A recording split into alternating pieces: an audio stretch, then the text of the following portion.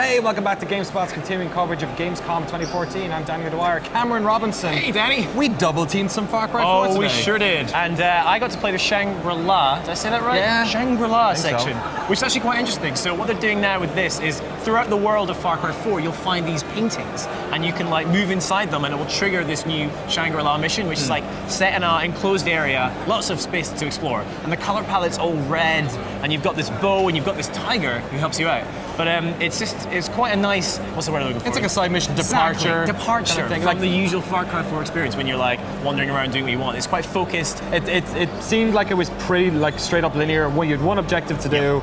There was some variation in the paths you could get to that, but not really that much. And it was basically focusing on this bow and this. The emphasis was very much on stealth. So you're meant to like take the guys down with the bow or with the kind of takedowns and use your tiger. So you could actually, the same way you would tag people normally in Far Cry, you can say, "Hey tiger, get that guy." Yo, tiger, eat that dude. Yeah, and he can be stealthy too. He literally turned invisible. Transparent. So apparently you're going to have to do one of these. They're optional, but then once you actually complete that first one, you can do them if you want to, and if you do, then you get special abilities. So it's another one of the many side quests you can do in Far Cry 4. I got to play something in the mountains, which was also a kind of localized focused demo. So obviously the world of Far Cry 4 is quite big, but if you want to get to the top of the peaks, instead of you actually having to trek the whole way up, they basically just made these kind of instance levels. So what I played was a mission where I basically had to knife kill one of the main baddies, antagonists, like generals. It was kind of like a captain of the base, right? Yeah. It's the same way as you have the bases in Far Cry 3. This was like one bit on the top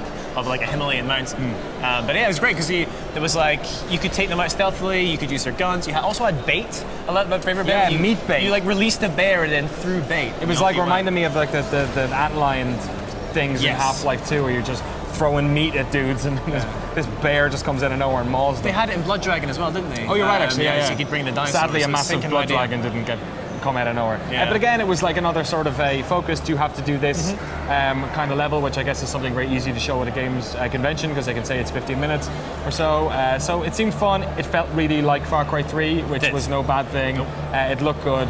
I got to use a wingsuit, which was ridiculous. And then when it literally got to the end of the wingsuit section, you're flying down off the mountains, you hit a level complete screen, which I'm guessing then brings you back to the game. So we haven't seen too much of the open world Far Cry 4 stuff.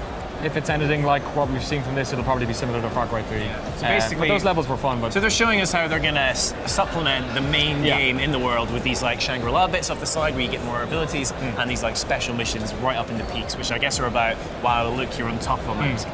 But yes, do you want to play Far Cry 4 after playing that? Totally, absolutely, yeah. Me too. That's my probably most hyped game of this year. Great. All right, well, for more coverage of Far Cry 4 and Gamescom in general, stay tuned to GameSpot.com.